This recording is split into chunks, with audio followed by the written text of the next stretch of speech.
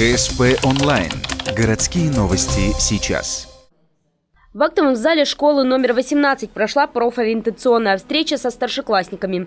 Традиционное собрание организовали в рамках местного проекта «Будущее региона в руках молодого поколения». Конкретно за этой молодежью будущее медицины. Сюда пришли 11-классники, которые хотят стать врачами.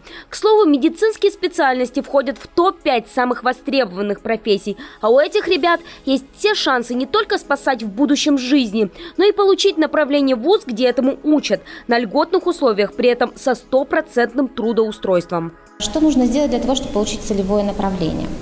До 1 февраля мы рекомендуем всем желающим получить целевое направление для поступления в медицинский вуз, подойти в лечебное заведение, с которым они хотят заключить этот договор и в дальнейшем, который предоставит им рабочее место, подойти в отдел кадров, написать заявление о просьбе предоставить целевое направление в тот или иной вуз. А чтобы ребятам было проще сориентироваться, где они хотят работать, в январе для всех желающих проведут общий экскурсионный день. А в мае-июне с теми, кто решил получить направление, уже заключат договор. В прошлом году в Ухте таких было 41 только в медвузы. Помимо этого направления также раздают образовательные учреждения в педвузы, предприятия, которым нужны инженеры, и большинство силовых структур, также заинтересованных в молодых профессионалах.